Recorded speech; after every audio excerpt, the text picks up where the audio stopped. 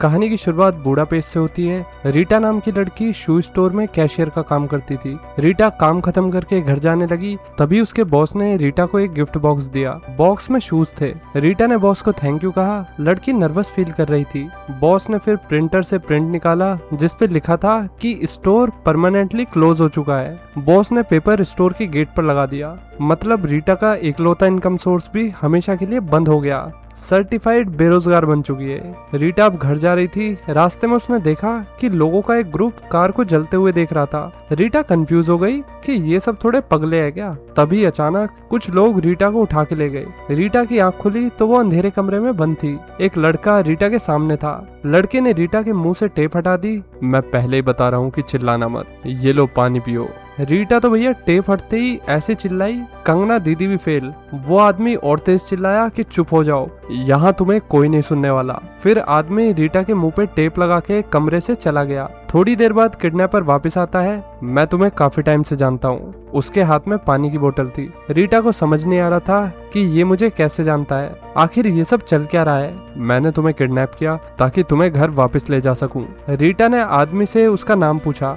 तुम अच्छे से जानती हो मेरा नाम, मैं तुम्हारा भाई हूँ। लड़की ने कहा कि जहाँ तक मुझे याद है मेरा कोई भाई नहीं है, ना ही मेरी कोई बहन है। शायद कोई मिसअंडरस्टैंडिंग हुई है। नहीं, तुम्हारे बहुत सारे भाई बहन हैं। वो सब तुम्हें सिल्विया अरपाड़ के नाम से बुलाते हैं। मेरा नाम सिल्विया नहीं, रीटा है। किडनैपर ने रीटा की बात नहीं सुनी। अगले दिन आदमी कमरे में आया तो रीटा की हालत खराब थी। लेडी कमजोर फील कर रही थी और आदमी ने रीटा को पानी दे दिया। तुम्हें अगर खाना खाना है तो अपना नाम बताना होगा। मेरा नाम रीटा है। ये सुन के आदमी को गुस्सा आ गया और वो रीटा को बिना खाना दिए वहाँ से चला गया। रीटा के पास कोई ऑप्शन ही नहीं था तो उसने खाना पाने के लिए आदमी से कहा कि मेरा नाम सिल्विया अरपाड़ है। ये सुनते ही किडनैपर ने लेडी को खाना दे दिया। खाने के बाद रीटा को साबुन और पानी मिला। खुद को साफ करके नए कपड़े पहन लेना। रीटा ने चेंज कर लिया। किडनैपर ने जाने से पहले इस बार रीटा के बस हाथ बांधे थे। देखो सामने बेड है, पर तुम्हें इस पे लेटने की परमिशन नहीं है। मैं बीच में चेक करने आऊंगा। अगर मुझे बेडशीट बिगड़ी हुई दिखी तो मैं तुम्हें दोबारा बांध दूंगा। बंदे के जाने के बाद रीटा रोने लगी। लड़की इतना डरी हुई थी कि वो नीचे ठंडे फ्लोर पर ही लेट गई। किडनैपर कमरे में आता है तो इस बार उसके हाथ में एक डायरी थी। अगर तुम इसे पढ़ोगी तो मैं तुम्हें नहीं बांधूंगा और तुम बिस्तर पे भी सो सकती हो। डायरी सिल्विया अरपाड़ की पर्सनल डायरी थी। मैं तुम्हें डायरी इसलिए दे रहा हूँ ताकि तुम्हारी याददाश्त जल्दी वापस आ जाए, तुम्हें सब कुछ याद आ जाए। डायरी में फैमिली मेंबर्स की फोटोज, उनके डिस्क्रिप्शन सब थे।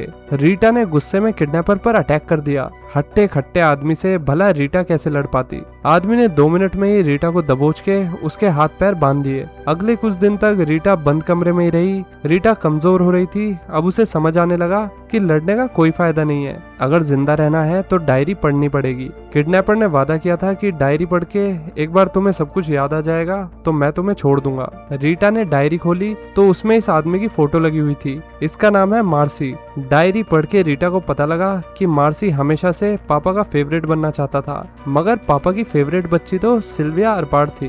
फैमिली में और लोग भी हैं, जैसे सिल्विया का बड़ा भाई मिकलोस, उसकी बीवी जूलिया और इनके बच्चे इडिको और पिनिका। सिल्विया की दूसरी बहन एना, अंकल रूडी और घर का मुखिया पापा, जिसको फैमिली पापा ही कहती है। पापा से पूरी फैमिली प्यार करती है, उनकी रेस्पेक्ट करती है। इसके बाद मार्सी कमरे में आके रीटा से सिल्विया के बारे में सवाल जवाब करने लगा। रीटा ने डायरी से मिली इन्फॉर्मेशन के अकॉर्डिंग जवाब दिए। मार्सी खुश हो गया ये देख के कि इसे सब कुछ याद आ गया है। अब वो उसे पूरी फैमिली से मिलाने वाला था। कुछ टाइम बाद मार्सी रीटा को हॉल में लेकर गया। सामने पूरी फैमिली खड़ी हुई थी। मिकलोस, जूलिया, इडिको, पिनिका, अंकल रूडी, एना, सब फैमिली मेंबर्स ने एक एक करके रीटा को किस करके हेलो कहा। एना की बारी आई तो उसने रीटा से धीरे से कहा कि तुम्हारे पीछे वाला गेट खुला है, भाग जाओ। रीटा ने सबके सामने कहा कि मैं तुम्हारी फैमिली मेंबर सिल्विया अरपाड़ नहीं हूँ। किसी ने भी कोई भी रिएक्शन नहीं दिया। रीटा फिर कमरे से भाग गई। वो एक से दूसरे कमरे में भागती रही। फाइनली रीटा को एग्जिट मिल गया। अफसोस उस पे लॉक लगा हुआ था। मार्सी ने रीटा को पकड़ लिया। अब रीटा पापा से मिलने आई। पापा ने बताया, तुम हमेशा से एडवेंचरस थी, एकदम चुलबुली मस्तीखोर। चिंता मत करो, तुम यहाँ एकदम सेफ रहोगी। पुरानी सिल्विया पोयम लिखती थी। पापा ने रीटा से कहा कि तुम्हें दोबारा पोयम लिखनी चाहिए। पापा ने सिल्विया की फोटो रीटा को दिखाते हुए कहा, देखो तुम कितनी प्यारी थी। फोटो वाली लड़की ऑब्वियसली रीटा नहीं बल्कि कोई और थी। अब एना रीटा को उसके कमरे में ले जाती है। मैं खुश हूँ कि तुम वापस आ गई। रीटा पूछने लगी कि तुमने गेट खोल के मेरी हेल्प क्यों की, क्योंकि हम दोनों बहनें हैं। एना के जाने के बाद रीटा ने कमरे से बाहर निकलने का रास्ता ढूंढा, लेकिन उसे कहीं भी कोई भी एग्जिट नहीं मिला। रीटा रोने लगती है। लड़की फ्लोर पे ही सो गई। सुबह को फैमिली ब्रेकफास्ट के लिए डाइनिंग टेबल पे आके बैठ गई। रीटा ने पिनिका के बारे में पूछा तो पिनिका मिक्लोस और जूली की बेटी थी। सब कंफ्यूज हो गए। रीटा ने बताया कि मैंने डायरी में पिनिका के बारे में पढ़ा था। पापा ने डायरी देखी तो उसमें पिनिका का जिक्र था। पापा ने मार्सी को बहुत सुनाया, तुमने अपनी बहन को गलत डायरी दे दी और उसे कंफ्यूज कर दिया, चलो अब माफी मांगो। मार्सी रीटा के पैरों में गिर गया, मुझे माफ कर दो। मार्सी रोए जा रहा था। रीटा ने मार्सी को उठाया कि कोई बात नहीं, मैंने तुम्हें माफ कर दिया है। दरअसल पिनिका पैदा होते ही मर गई थी। पापा मार्सी को मारे जा रहा। रीटा डर गई कि कोई बात नहीं, जाने दो पापा। अब इसके बाद जूली ने रीटा से वॉशरूम साफ करवाया। रीटा माफी मांगने लगी कि सॉरी, मुझे पिनिका के बारे में पता नहीं था, बच्चा खोना बहुत दुख देता है। जूली ने कोई रिएक्शन नहीं दिया। गैस पाइप को अच्छे से साफ कर दो, पापा को गंदगी बिल्कुल भी पसंद नहीं है। मार्सी रीटा को अब एक कमरे में ले जाके एक टेबल पे बैठा देता है। तुम्हें याद है सिल्विया, तुम इसी जगह बैठकर पोएम्स लिखा करती थी, चलो अब कुछ पोएम्स लिखना शुरू कर दो। रीटा सिल्विया की पुरानी डायरी पढ़ने लगी। सिल्विया ने काफी अच्छी पोएम्स लिख रखी थी। रीटा को सब पढ़ के भी पोएम लिखने का एक भी आइडिया नहीं आया। डिनर के टाइम पापा ने मिक्लोस को डांटा। मिक्लोस फैमिली अकाउंटेंट था। मिक्लोस अब तक पता नहीं लगा पाया कि बुक्स में रखे पैसे कहाँ गायब हो गए। मैं कोशिश कर रहा हूँ पापा, सब जल्दी पता लग जाएगा। पापा तो अलग ही मूड में थे। अरे चुप करो मिक्लोस, तुमसे ना रिस्पॉन्सिबिलिटी संभाली जाती है ना ही अपनी बीवी। इसके बाद पापा ने अंकल रूडी को सुनाया, तुम्हें इतनी भी वाइन नहीं पीनी चाहिए। अंकल ने पापा से सॉरी कहा। अगले कुछ दिन तक रीटा ने सिल्विया बन के डिल्यूजनल फैमिली में फिट होने की कोशिश की। सिल्विया घर के काम करती और सब पर नजर भी रखती। घर के कुछ ही मेंबर्स को घर से बाहर जाने की परमिशन थी, बाकी सब घर पे रहते थे। एक दिन रीटा ने पापा के सीक्रेट रूम में जाने की कोशिश की। कमरा हमेशा बंद रहता था। जूलिया ने रीटा को रोक दिया, वहां जाना मना है। जूलिया किसी वजह से डरी हुई लग रही थी। तुम अपनी पोएम खत्म कर लो, नहीं तो हम सब प्रॉब्लम में पड़ सकते हैं। रीटा ने बुरी सी पोएम लिख के तैयार कर ली। शाम को उसने पोएम पूरी फैमिली के आगे सुनाई। पोएम सुन के सबके मुंह पे 12 बज गए, पर पापा बहुत खुश हो गए। पापा का हंसी वाला फेस देख के सब हंसने लगे। इसके बाद रीटा को एना के रूम से चिल्लाने की आवाज आती है। रीटा फिर एना के रूम में गई। एना जमीन पे बैठ के रो रही थी। रीटा ने एना को कंफर्ट फील कराया, फिर दोनों साथ में लेट गई। एना ने शॉकिंग सच बताया कि मुझे हमेशा डार्क रूम में रखा गया, मुझे मारा भी गया। मेरे साथ तब तक ऐसा हुआ जब तक मुझे सब कुछ याद नहीं आ गया। पुरानी वाली सिल्विया ने एना से वादा किया था कि वो एना की घर से भागने में मदद करेगी, लेकिन सिल्विया ने ऐसा कुछ नहीं किया। रीटा ने माफी मांगी और कहा कि मैं इस जगह से निकलने का पूरा ट्राई करूंगी। फैमिली हॉल में बैठ के रेडियो पे कुछ सुन रही थी। जूली और मिकोलस हॉल से उठ के दूसरे कमरे में चले गए। मार्सी ने सिल्विया से कहा कि जाके देखो दोनों क्या कर रहे हैं और आके पापा को सब कुछ बताना। रीटा रूम में गई तो कपल कुछ 18+ कर रहे थे। पता नहीं क्यों दोनों ही दुखी लग रहे थे। ऐसा लग रहा था कि जैसे कोई इनसे जबरदस्ती ये करवा रहा है। जूली बोली कि सब मेरी गलती है। रीटा ने बाहर आकर पापा को सब बता दिया। पापा अलग ही खुश हो गए। खाने के टाइम पे मार्सी ने सबके सामने कहा कि कल सिल्विया को बाहर ले जाना होगा, हमें उसकी पिक्चर चाहिए। फैमिली में बहस हो गई कि नहीं हम बाहर जाएंगे। पापा ने सबको चुप करवा दिया, ये कहते हुए कि सिल्विया को बाहर जाना चाहिए। रीटा ने एक्साइटेड होके अंकल रूडी की वाइन उठा के पी ली। इसके बाद रीटा ने अंकल रूडी से अकेले में बात की, क्या आप वाइन की जगह रेड जूस पीते हो? फिर अंकल रूडी ने बताया कि मुझे तो किडनैप किया गया है और मुझे शराबी अंकल का रोल करना है। मैं बस दारू पीने की एक्टिंग करता हूँ, आप अपना रोल अच्छे से नहीं कर रहे। नहीं ऐसा नहीं है, मैंने असली वाइन भी पी थी, पर उसका टेस्ट मुझे कुछ अच्छा नहीं लगा, ना ही वो मुझे सूट हुई। जब मुझे इन लोगों ने किडनैप किया तो मैं बैंकरप्ट हो चुका था, मेरी फैमिली नहीं बची थी, मैं कर्जे में पूरी तरीके से डूबा हुआ था। मैं अब खुश हूँ कि मेरे पास फैमिली भी है और पैसा भी। आप कैसी बेतुकी बातें कर रहे हो? रीटा फिर कमरे में गई और मिक्लोस कमरे में उसका बिस्तर स्मेल कर रहा था। मिक्लोस पुरानी सिल्विया का सेंट स्मेल करने आया था। रीटा ने मिक्लोस से पूछ लिया कि सिल्विया के साथ क्या हुआ था। मैंने उसकी फोटोज ली थी और कहा था कि ये दूसरा रोल करेगी। इसके बाद पापा ने रीटा को समझा दिया कि बाहर जाके अच्छे से फोटोज लेना और अगर तुम दोबारा गायब हुई तो ऐना को तुम्हारी वजह से सफर करना होगा। रीटा घर से बाहर आई। पड़ोस वाली लेडी ने रीटा को सिल्विया के नाम से बुलाया, जैसे दोनों एक दूसरे को अच्छे से जानते हो। दोनों लेडी साथ में कैमरे स्टोर गई। मुझे कुछ फोटोज क्लिक करवानी है। रीटा ने कैमरामैन को बता दिया कि मुझे किडनैप कर लिया गया है, वहाँ और भी लोग हैं, प्लीज पुलिस को कॉल कर दो।